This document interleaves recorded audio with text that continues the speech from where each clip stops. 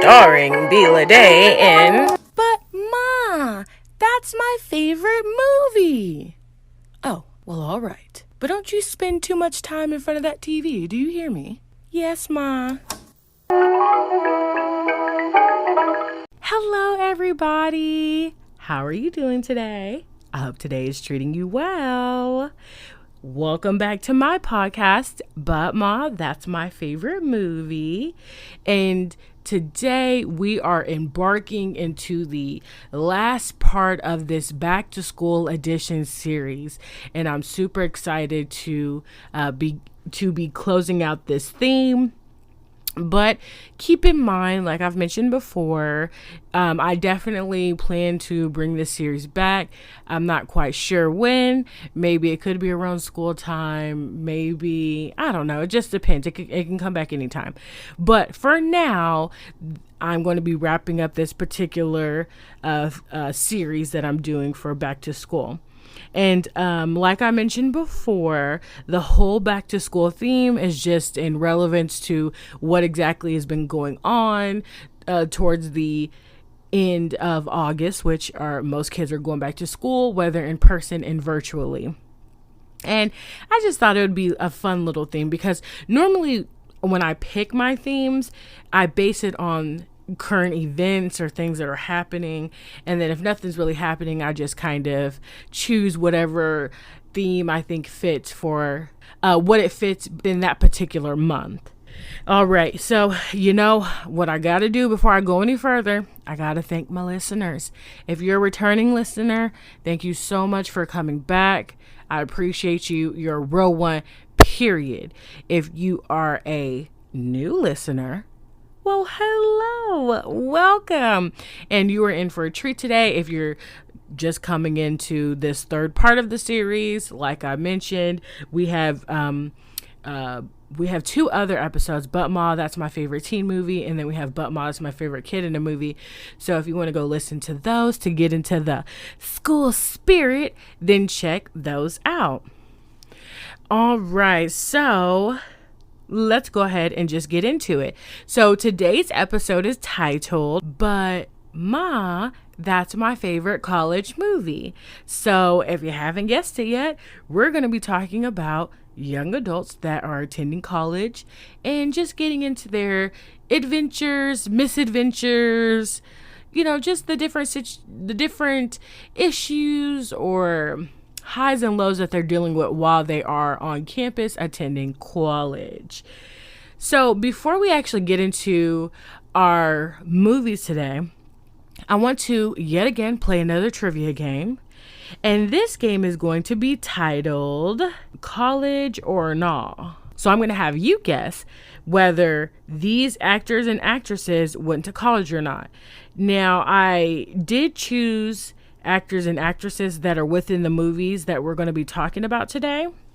So you should have some idea of what movies we'll be talking about. But if you follow social media, then you'll definitely know what movies we're already going to be getting in today. But let's go ahead and get this trivia game started. All right. So the first actress that we have up today is Anna Faris. Did she go to college or no? Yes, she did go to college. She attended the University of Washington. And if I'm not mistaken, I think that was the university her father taught at as well. So that may have been a school that was just within their tradition of family. Whether it was just a school that, you know, her dad taught at and then she knew she was going to go there, or maybe it just, you know, multiple family members end up going there. All right, next up we have Nick Cannon. Did he go to college or not? Yes, he did go to college. He went to Howard University, but he didn't go when you're graduating from high school around the time you're supposed to be going. He went a little later in life after he was able to stack that cheddar and be able to not worry about student loans. So that was definitely good for him. All right, the next actress we have up is Zoe Saldana. Zoe Saldana. I feel like I said that weird. Yes, so did she go to college or no? No, she did not go to college. All right, next up we have Colin Hanks. Did he go to college or no? So this is a bit of a trick question. He somewhat went to college because he attended Chapman University and then he transferred to Loyola Marymount University, but he didn't actually earn a degree. So he didn't quite finish, but he did go. But I guess, that's the question. Did they go to college or not? It doesn't mean they graduated. All right, next actress we have up is Emma Stone. College or not? No, she did not go to college. She dropped out of high school and then later she attended online classes after she had convinced her parents to move to LA. So once they actually moved to LA so she could pursue her dreams, she had did some online classes. I don't know if she got her diploma or GED, because I know sometimes you can make up for it in a certain way where you get a diploma instead of a GED. So I'm not quite sure how she did that, but the girl made it work, okay? All right, next actress we have up is Kat Dennings. College or no?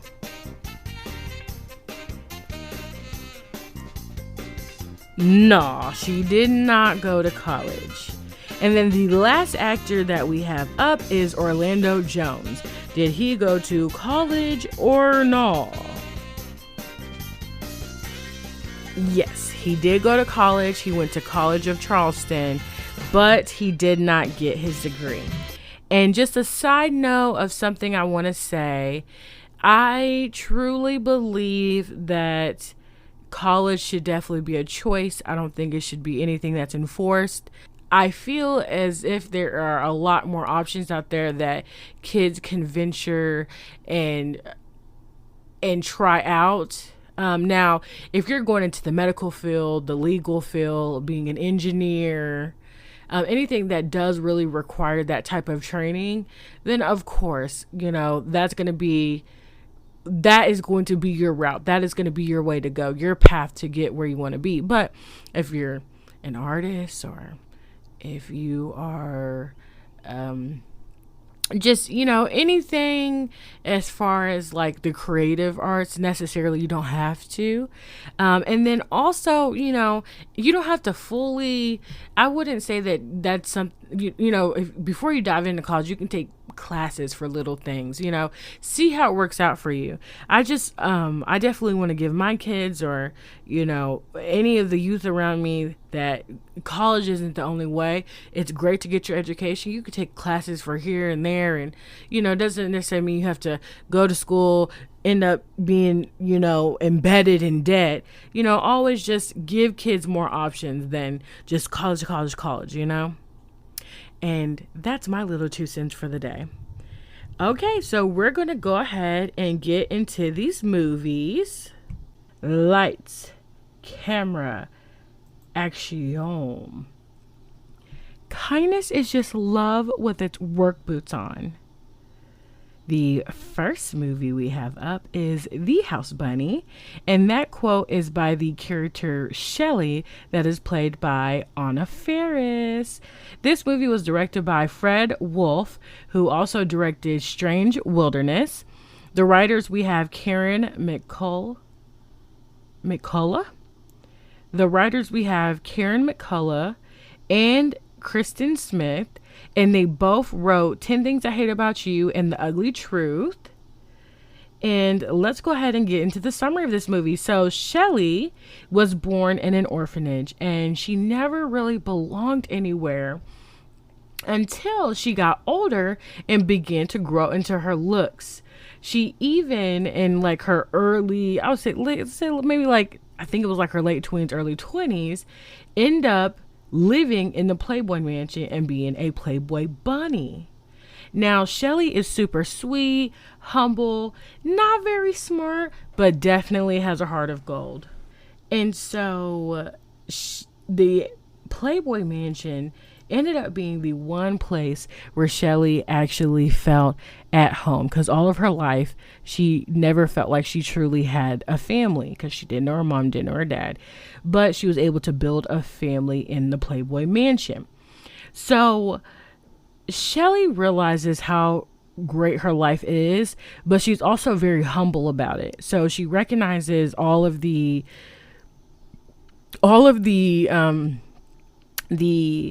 she realizes all of the riches and fame, and she doesn't have anything that she has to worry about, and she acknowledges that, and she's super grateful and humble about it. So she's basically having the best life that she's ever had while being a Playboy bunny. So fast forwarding to present day, Shelley is turning 27, and she gets this huge party thrown for her where she's having such a blast. I mean, even Shaquille O'Neal lifts her up so she can blow the candle out on her cake because the cake is so tall. And she's just, adding another memory into the, best experiences while being in the Playboy Mansion. So, after her 27th birthday, the next day, she wakes up, she's given some food to, because, she was drinking, had a good time. And so there's this guy that works in the mansion, and he kind of cooks, and he's like, an aspiring mixologist, and so he brings her this tray of food and this drink that he created that he's super excited about. And there's a note on the tray. She opens it, and it's a letter from Hugh Hefner saying that she needs to leave the house in 2 hours. She's getting kicked out. And so she's freaking out because she's like, I just turned 27. Why am I getting kicked out? And then Marvin brings up the idea, well, maybe it's because of your age. And she's like, well, I'm only 27. And he's like, well, that's like 59 in bunny years. And so she tries to go to Hef's room, try to figure out what's going on, and he's not there. Marvin lets her know he has a hard time saying goodbye, and he actually left the state. So Shelley is devastated, but she knows, if he wants her to leave, then she has to leave. So she ends up leaving the house in her old Volkswagen that she had actually came to the Playboy Mansion in. So, of course, that was years and years ago, but they still kept it for him. So she goes off and tries to figure out a place to live, and, basically what is she going to do for the rest of her life? Because she has absolutely nowhere to go. Now, her first night living in her car, she ends up, a cop pulls up behind her, is telling her that she's, breaking all these violations because she ends up, spitting coke out the side of her car because she was brushing her teeth and then used coke to like swish and get the toothpaste out of her mouth. And she also had a blanket and a pillow. So he's like, okay, you're not supposed to be, I guess that's considered littering, that she's spitting on outside. And then because she has the blanket and pillow, you're not supposed to be sleeping in your car. So he's talking about all these codes and violations, and she ends up saying something that's pretty quirky, but the cop obviously doesn't know her. And like I mentioned before, Shelley's not the sharpest tool in the shed. So what she says to him makes him think that she's possibly drunk. And so he tells her to blow on this breathalyzer because he's, thinking she's intoxicated. And when he says, I'm gonna need you to blow on this, she thinks he means a BJ. And so, of course, you're not supposed to bribe cops with that because that's how he's taking it as she gets into jail. The next day she gets out of jail, still nowhere to go, but she ends up seeing these two girls that are talking about Marvin's drinks. And so she ends up following them, and they are walking into this neighborhood where there's like this really nice house. And Shelley's like, oh my God, that's like a mini Playboy Mansion house. So she goes in there, she ends up approaching this one girl saying like, I want to live here. And the girl pretty much lets her know this is a sorority house and you have to go to school in order to go to this school. And then the girl dismisses her because she's like, because, at first Shelley's not really understanding because she's like, I'm going to live here. Why can't I live here? Because she's just kind of used to having a little bit of privilege and being able to do what she wants because she's pretty. But in this case, it don't work. So then Shelly moves on to the living room in the house, and she sees all these older ladies gathered around, and she says, do y'all go? Well, she asks, do y'all go here too? And they're like, well, we used to, because we're alumni, and, we're the house mothers, and we just, they explain to her what house mother is. We take care of the girls, make sure they're not in trouble, make sure they have everything they need. And Shelly's pretty much like, oh my God, I used to do that at the mansion. So like, I would be perfect doing it. I want to sign up. But then they dismiss her because they're like, yeah, no. And so they dismiss her, and she has no choice but to leave. But one of the mothers tips her off and says, well, try the Zeta house, because their house mother has been hospitalized for having hallucinations. And so she goes over there, and she ends up meeting Natalie. Natalie is played by Emma Stone. And Natalie had just got done talking to the dean of the school. And the dean's name is, let me make sure I get this right. Okay, Christopher McDonald. He's Dean Simmons. So he had just told Natalie that they didn't have enough pledges, and so they're going to end up losing the charter to their house. And so when Shelly approaches Natalie, Natalie's pretty much like, we don't have enough pledges there. We don't need a house mother. And so Shelly doesn't give up. She ends up doing yoga in the Zeta's front yard. And when she does that, all of these boys end up flocking, trying to check her out, seeing this new, hot girl. And this actually convinces Natalie to accept Shelly's offer to be their house mother. Now, initially, when, Natalie is introducing Shelly to all the other girls that are in the sorority house, they don't really, their ideas of beauty and, just how they live their life, it's totally opposite, okay? Because pretty much all of the girls that are in this sorority house aren't your typical sorority girls. So we have, let's go over the sorority girls. So we have Natalie. She's basically like the real nerdy one, really smart, definitely goofy. I was going to say kind of goofy, but no, she is goofy. Then we have Joanne, who's played by Rumor Willis, and she has this body brace on it. People who have braces or body braces, those are ones that definitely get made fun of because of that. And then we have Mona, played by Kat Dennings, and she's basically the rebel, do what I want, a little bit of masculine energy, but just really kind of just that rebel type of girl. We have Harmony, played by Catherine McPhee. She's mega pregnant. Okay. She's super pregnant. We have Lily, played by Keely Williams. She's the real shy one. She doesn't even talk out loud. She'll only whisper to people. And we have Tanya, who's just literally the short one. And then we, last but not least, we have Carrie Mae, who is played by Dana Goodman. And she's the real like butch kind of lumberjack kind of girl. So a little opposite of Mona, but kind of in that same realm.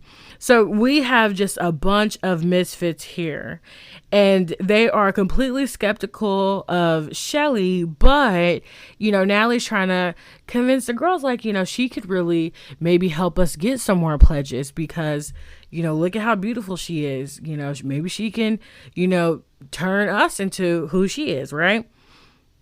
So Shelly begins to try and help build the girls' confidence because she knows before they get any pledges in that house, they have to be confident. They have to, really demand their space within, with being a sorority, because most sororities, it's all about sisterhood and working together and taking care of yourself and taking care of each other. And so she knows that they need to work on that. So her first attempt, because a sorority house, they have different tasks that they have to complete. So they have to, raise money. They have to do philanthropy work, so on and so forth. So Shelly's first attempt to help the girls raise money is make the girls have a car wash. So this doesn't go well because as they're trying to wash cars, and once again, Shelly's, dressed in like a bathing suit. She has the nice tight body. The guys are coming over there wanting to talk to her. And one of the guys happens to be Natalie's crush, which is Kobe. And Kobe is played by Tyson Ritter. And so, like, Shelly's trying to be sexy, like, talking to the guys, like, oh, yeah, we're going to get wet because we're doing a car wash. And then Natalie goes, yeah, because at first, Shelly's talking about, I think, like, wetting the t-shirt. And then Natalie talks about, yeah, and let's wet our pants, too. And when she wets her pants, it looks like she peed on herself. And then, like, there's one point where she offers Kobe a drink of water, and Mona, who's kind of like sitting back, not really buying into any of it, ends up turning the knob to make the water come out more. And so it ends up splashing all over him because he initially invited them to go to some little like party that they were having. And then after that, he's like, yeah, never mind. So that doesn't go well. And then pretty much all the girls give up at that point. But then Shelly ends up meeting this boy named Oliver, who is played by Colin Hanks. And, she thinks he's cute, he's smart, and he actually works at this senior citizen home. And so she actually ends up getting an idea that she brings to the girls and is like, okay, I know we have to do the philanthropy work, so how about we do it at the old folks home, the senior citizen home? And so she suggests for them to do that. But in the meantime, let's have like a bonding experience. And so she takes all the girls out to the bar and she's trying to get them to flirt with guys. And of course they don't know how to do that. So they fail at that. And then to make matters worse, Ashley, and I forgot to mention her name. Ashley was the girl that let Shelly know when she went to the other sorority house that she had to go to the university in order to, be in the sorority house. And Ashley is there at the bar, and Ashley tells the girls, hey, we're doing like a karaoke competition. You should join, like girls versus, I think she said the girls versus the guys, something like that. But what she ends up doing is when they go on stage to sing the song Like a Virgin, they change the lyrics to like a loser and, just insults that whenever they sing it on stage and they don't initially realize it, it's going to make the crowd laugh and, make fun of them. And so, of course, that night doesn't go as well either. And then Ashley ends up rubbing it in their face before they leave the bar that they're pretty much they're going to buy their house as soon as it goes on sale because they know they're going to be losing their charter. So then after they get home, all the girls are feeling defeated. They're upset because they're like, why me? Pretty much because nothing's going their way. They can't flirt with boys. They don't have boys. They don't have pledges. They're just, they're just not having the best of luck. And so Ashley's sorority actually sneaks a pig into their house, and it's wearing a shirt called Zeta. And so this actually inspires the girls to try to save their house. And so while they try to save their house, Shelly ends up teaching them how to dress, how to walk, how to talk to boys, and how to carry themselves and, just be confident women. And she also gives them a makeover. And so, of course, with this makeover, it changes their attitude. It makes them feel better about themselves. It makes them confident. And these girls who were misfits, who look like, something out of, I guess, Revenge of the Nerds movie, they look like dolls. They look so gorgeous dressed up. And not only does she make over them, but they make over the house as well, the inside and the outside. And the house just looks way better. It looks more homey, more cozy, more sorority-like, if that's the best word to describe that. And so pretty much once the girls get this makeover, their house gets their makeover, everything goes up from there. And they start becoming popular amongst the guys on the campus because everybody is starting to pay attention to them, starting to hang around them, wanting to hang around them, and just everything just starts going good for them. And of course, this movie has a happy ending. And this is a super, super fun movie to watch. And so let's go ahead now. I'm going to go over the cast and what they've been in, and then also mention some cast members that I may have said previously. So we have Anna Faris, who plays Shelley. She was in Scary Movie 1, 2, 3, and 4. Also in the movie Just Friends. And we know her as, you know, a comedic genius as far as acting. She really brought a style in the early 2000s with those scary movies that I don't think was very prominent. And I feel like she really switched up the game, and we should give her way more credit than, you know, she deserves way more credit than she gets. Then we have Colin Hanks, who plays Oliver. He was in the 2005 King Kong and Orange County.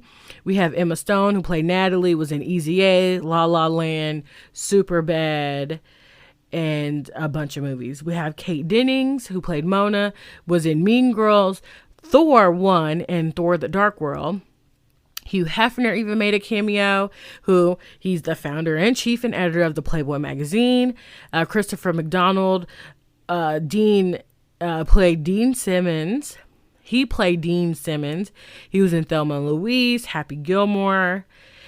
We have Beverly D'Angelo, who was Mrs. Hagstrom, and she was in, of course, all the National Lampoon's Vacation, American History X, but we definitely know her from National Lampoon's Vacation. Like, that is her most prominent known role. Then we have Owen Benjamin, who plays Marvin. He was in Jack and Jill, the movie Gay Town. We have Catherine McPhee, who played Harmony. She was in the TV show Ugly Betty and CSI. Rumor Willis played Joanne. She's Bruce Willis's daughter, and you can definitely tell. She was in Sorority Row, Hostage. Then we have Keely Williams, who played Lily. She was one of the singers in 3LW and was also in the movie Cheetah Girls, all of them, because I think there's 3 Cheetah Girls, if I'm not mistaken. Then we have Dana Goodman, who plays Carrie Mae. She was in Just Go With It, Ridiculous 6. We have Kimberly Matcook, who played Tanya. Tyson Ritter, who played Kobe. He was in, well, I believe he's still in the band All American Rejects. I'm not sure if they're still making music. And then he was in a couple episodes of Preacher and Peppermint.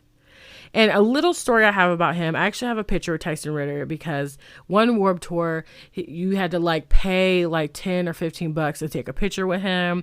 And then he was even, because this was like when the whole earthquake happened in Haiti, and he would take money from people to kiss him. So all these girls were like paying to kiss him because he wanted to raise money that bad. At that time, I don't remember how obsessed I was with him, because there was a time where I loved Tyson Ritter. I loved All American Rejects. And then it wasn't very long until I started liking Panic! At Disco and then became obsessed with them. But I'm trying to think if I was obsessed with it. I don't remember. I don't think I was. Maybe I was. I don't think I was a huge fangirl, but I got a picture with him. And yeah, that's my little story. Okay, moving on. We have Monet Mazar, who played Cassandra, and she was also in Monster in Law, which I love that movie, and All American Show. Then we have Sarah Wright, who plays Ashley. She was in Walk of Shame and 21 and Over. And then we have Kendra Wilkinson, who was one of Hugh Hefner's girlfriends, because he had many of them, I believe, and she was one of them. And then she went on to do, reality TV and such. All right, so on to the trivia. So at the last minute, the director told Anna Faris to do a funny voice as she was introduced to the sorority girls, and the iconic monster voice is what came out of her mouth. The shock of the girls' faces is very real. So at one point when Shelley first goes into the house, Natalie's introducing her to the other girls. As Natalie is saying each one of the girls' names to introduce them, Shelley would repeat their name with a kind of demonic sounding voice, right? So, okay, Natalie would say, "This is Carrie Mae," and Shelley would go, "Carrie Mae." And then she'd be like, "This is Mona. And so it's funny because Mona goes, when she hears her, making this voice, and like they notice it's a pattern, she's saying it after every name. Mona's like, wow, you hired the exorcist. And it was really funny. Okay, then at a 98-minute runtime, there's a new costume every 1.4 minutes for Anna Faris's character, Shelley. That's approximately 70 outfit changes. Holy crap, that's a lot of outfits to change in and out of. Good thing they were kind of like two pieces and dresses and, something easy to kind of get in and out of. So hopefully that wasn't too bad to go through. It took about 24 times for the producers to sell the pitch for the movie. So this is my little encouragement corner real quick. Don't give up. I don't care if you get rejected 2 times or 20 times. Don't give up. If you believe in what you do, if you believe in your talent, just work hard, be persistent and consistent, and it will get you very far. All right, so done with my little preachy moment. So Anna Faris chose to appear naked in one scene instead of using a body double. The reactions from her roommates are genuine.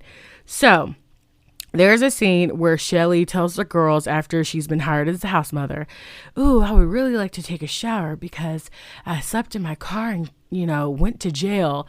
And the girls are like, okay. So she goes to the shower. She comes out naked. And Natalie's like, most of these girls don't even like looking at their own bodies naked, so I don't think they want to look at yours because, you got this tight, chiseled body. And Shelley's thinking, there's nothing wrong with this. We're all girls, like, no big deal.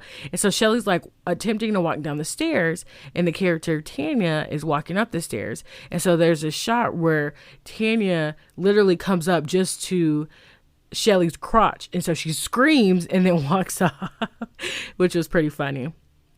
Now, Anna Faris got lip injections for her role as she thought her character would have them. She also wore an industrial strength push-up bra to mimic the appearance of breast implants, which she did not have at the time. Right? So she actually credits this film along with her divorce with Ben Indra as the reason she got breast implants. So I guess the industrial bra made her girls look so good. She said, you know what? How about I just get the real thing? And so she did. So I ain't mad at it. And that is all we got for the House Bunny. And let's go ahead and get into our next movie. Lights, camera, action. You're the best, Devin. But when you're on the field, nobody hears you.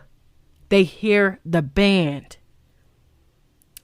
This movie is Drumline, and that quote is by the character Sean. This movie was released December 13th, 2002, and the directors are Charles Stone III, who also directed Paid in Full and Mr. 3000. And we have the writer Sean Sheeps, who wrote Son-in-Law and Encino Man. I hope I'm saying that right. And then we have Tina Gordon, who wrote for ATL and What Women Want. Which I know Son-in-Law, ATL, and What Women Want. So that's pretty cool. All right, let's get into the summary here. So Devin has just graduated high school. We are literally watching his ceremony as he has graduated. So we see that Devin is actually in band in school because as they're closing out the ceremony, they are playing for their friends and family. And they are playing the song, I Believe I Can Fly. And Devin is playing the snare. And you could tell he's initially bored. But then he starts spicing it up because, that song is a ballad. But then he starts doing more of an up-tempo sound. And you can tell his friends are also on board with it as well. So initially the conductor's like, wait, what the heck is going on? But it actually sounds good. The crowd's enjoying it. So he just goes along with it. Now, that's lucky for Devin now because, he's able to get away with that.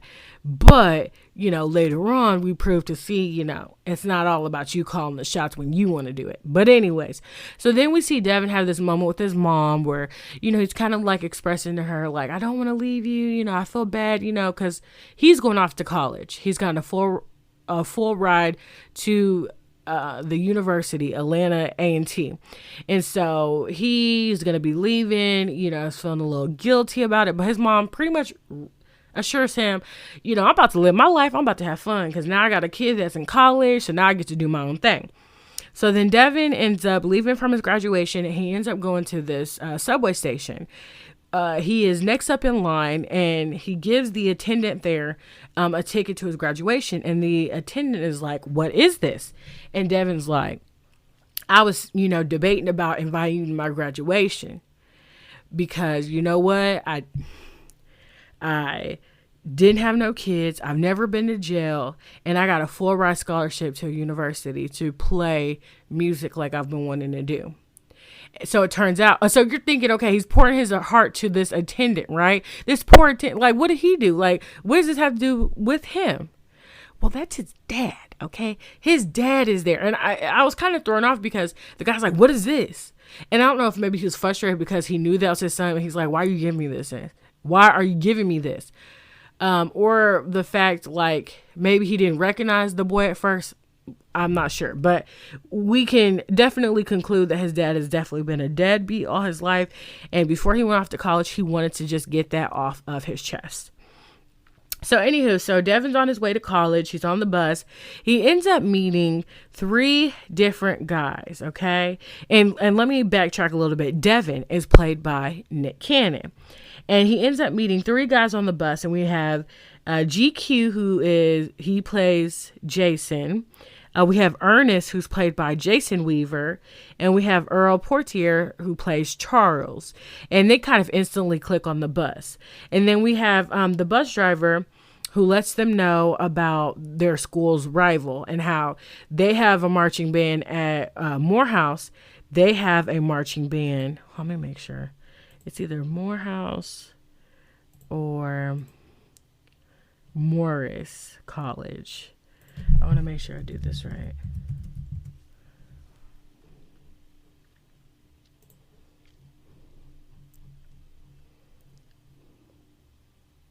Okay, it's Morris Brown College. So he talks a little bit about their competitors and that they pretty much have some flavor in their marching band. They're playing hit music, dancing music, music that's going to make the crowd go wild. But then he mentions that pretty much since Dr. Lee, who's played by Orlando Jones, has become, the conductor, the lead of the, or I guess you maybe say the director of like the marching band, he pretty much has he's pretty particular about his music. He's not about making people dance, making people cheer happy. He's just about musicianship. And so then Devin even makes a joke like, dang, I'm on the wrong bus then. Like I'm going to the wrong school because I want to play where they got some flavor. So they do end up making it to school. Instantly, Devin sees this girl who catches his eye. Her name is Layla. And Layla is played by Zoe Saldana. And he instantly knows that she's an upperclassman and that she's pretty much out of his league. But he's a go-getter type of guy, so he's not going to give up on stuff that he wants easily. So then after he kind of, gets dissed by her, he ends up meeting with his other band members that are, of course, have already been on campus, already part of the band, and they are giving all of like the newbie band members information like, hey, y'all gonna wear all white shirts because y'all are newbies and y'all gonna have to go through training before y'all even make it onto the band. But in order for us to, how they kind of do like their initiation stuff. So, and for us to identify you, that's what you have to wear. And so instead of Devin and the boys doing right, going to their dorm, preparing for the next day because they're going to have to wake up early, Devin tells them about this party. So they go to this party, and that next morning, Ernest is actually late to practice. And then Devin is wearing an all black shirt. And this is where we're first seeing the rebellious side of Devin and how he doesn't like to take orders. He likes to do his own thing. And instantly we see that Devin is butting heads with the percussion leader named Sean. And because Sean is good And Devin is good, but Devin still, even though he's good, he has a lot to learn. And so Sean is, having to, he has authority because he's been on the band. He knows how everything is. And Devin is definitely trying to test it. So during this training, it ends up being grueling and challenging, and it definitely shows to be more difficult than all the boys anticipated because Devin is roommates with Ernest, and like GQ and Charles, they'll come down to the room. They'll have like moments where they talk to each other, hang out, but Ernest and Devin are roommates. So, oh, and another thing, their first day of practice, Dr. Lee ask Ernest, because when Ernest came to practice, like, who's your roommate? And he's like, Devin. And he tells Devin, like, why didn't you wake him up when, you got here on time? And Devin's like, I'm not his mama. So pretty much he has the independent, selfish mentality that I don't have to help nobody, but you can't be that way in a band. And he's going to learn that. So anyway, training's crazy, but they make it through it. And they learn after training that they are going to have to audition for their place on the band. So there's P1, P2, P3, P4. And if I'm not mistaken, I believe P3 and P4 are backups. And so when Devin has his audition, he aces it. But he doesn't read the music that was put before him.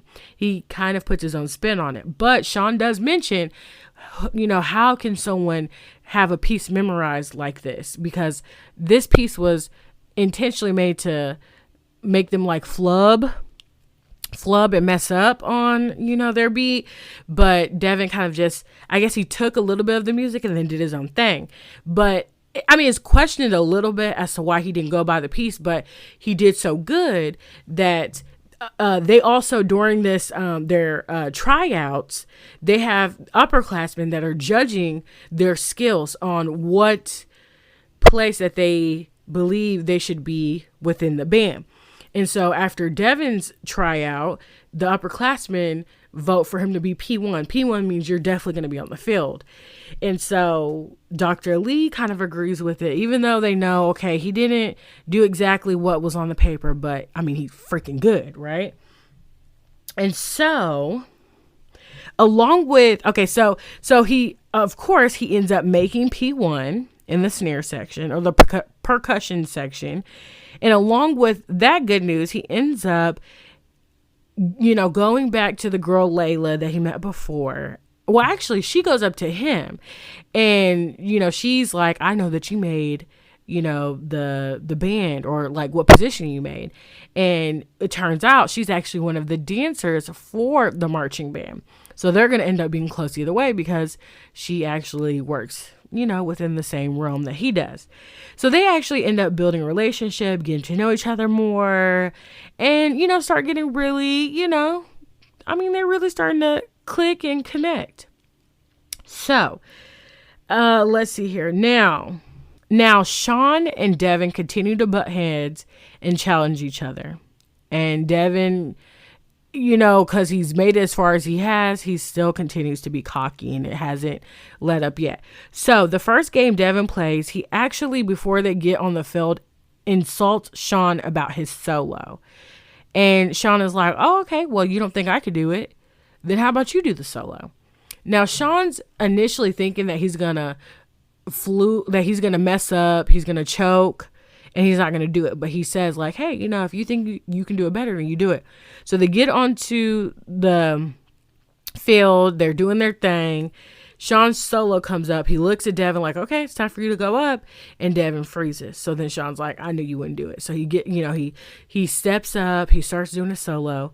And then I guess Devin comes too. And he walks up beside Sean, starts doing the solo as well in sync with him. And then what makes matters worse is, well, because, Sean wasn't expecting him to do it anyways. And then to pick up tempo like in the middle of the solo and be doing it like perfectly like him, Sean was not expecting that.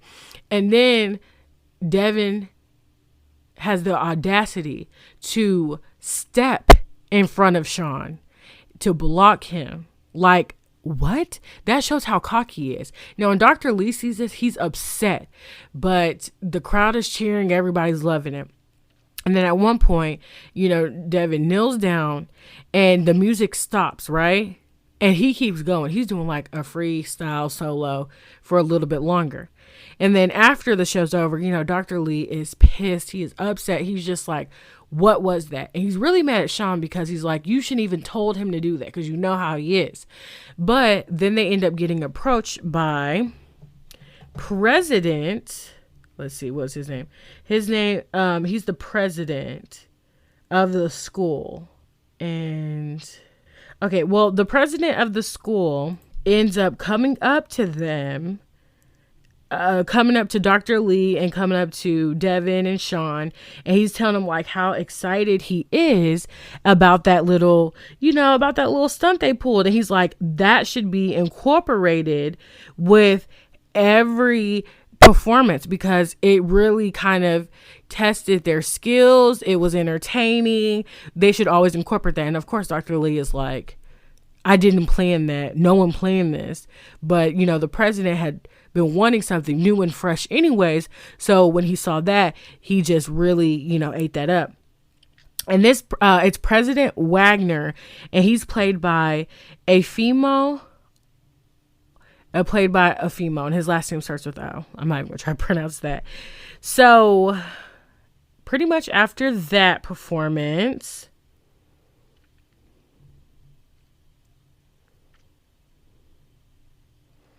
okay, so after that performance, later on, Devin's still doing his thing, but Sean wants to test Devin, right? Because from the beginning, he kind of caught on how he didn't read the music directly. So when Sean had wrote a new piece for the band, he suggests that Devin should play it because Dr. Lee is like, hey, what's that new piece that you wrote? I want to hear it. And Sean's like, oh yeah, we should have Devin play it because, I wrote it. We should hear it from someone different, see how it sounds. And Devin actually gets upset and walks out because he's like, what we discover is he cannot read music. But of course they didn't know that. And so Dr. Lee gets upset with Devin and he tells him like, okay, you're going to go down to P4 and you're going to have to take percussion classes so you can learn how to read music because you cannot be on my band and not know how to read music. And so P4 obviously means you're not first on the field. You're only a backup.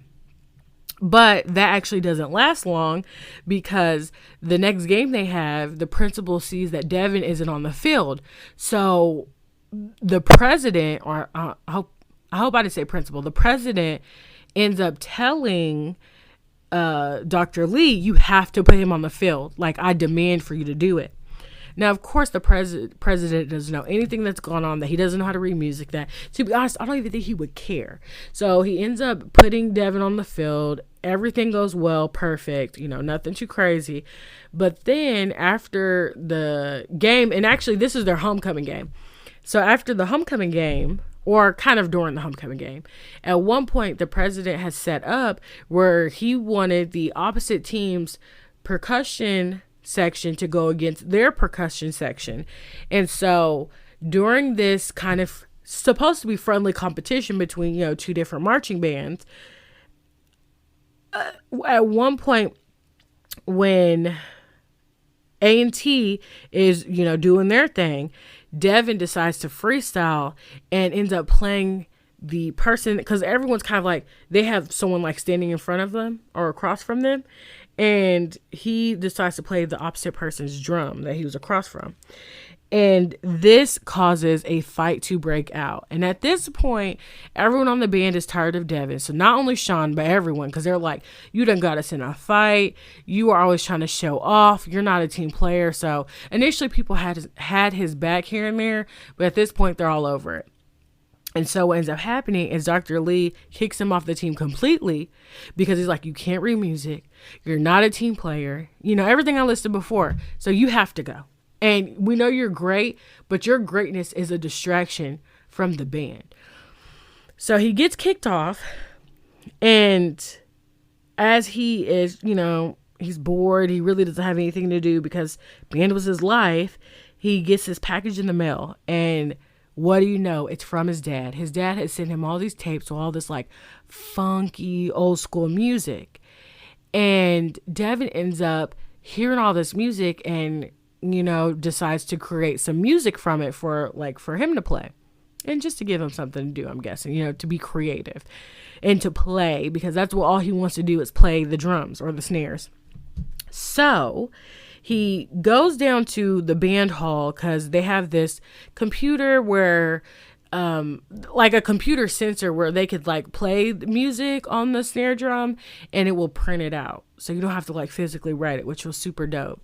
So when he goes down there, he ends up seeing Sean, and Sean is like, he's doing his thing. He was, making some music. And so then they end up exchanging words because they didn't leave off on good terms before. And then they like try to like battle off with the, drums. And then Devin ends up winning. Sean ends up finally admitting to Devin, because this is what Devin has wanted this whole time, for Sean to admit that Devin is the best. So Devin ends up, finally hearing what he wanted to hear. But at the same time, that quote that I said at the beginning, Sean lets him know, like, if you want to be the band by yourself. But you can't. You have to be a part of, it's either you're with everyone or you're not with no one. And he pretty much is like, let him know, like, when you go out there, you're not the only drum that's playing, everyone has to work together. Okay, when you make a dish, all of the ingredients are important to make the dish, but there is multiple ingredients. Spaghetti isn't just spaghetti. You have to have the sauce. You got to have the seasonings. You might want to add some garlic bread. You may want to add meatballs, so many different variations, but it's a collective. It's individuals that come together as a collective to really make something special. And so that's the moment where Devin finally kind of gets it, that he has to be a part of the team in order to do what he loves. And so they actually end up working together because at one point they're going to be competing in the BET Southern Classic. And so Devin's not on the team, but he ends up working with them. They end up kind of changing up the style, incorporating some more, some more flavor to their band compared to the more, classical songs that they would play before. And so, to be honest, this is a movie where I like I would say last 45 minutes of it. I would say last maybe 45, 50 minutes of it was my favorite, because of the fact that I love like the transition from him being cocky to growing up and working with Sean and becoming a better person and just having that breakthrough. And I'm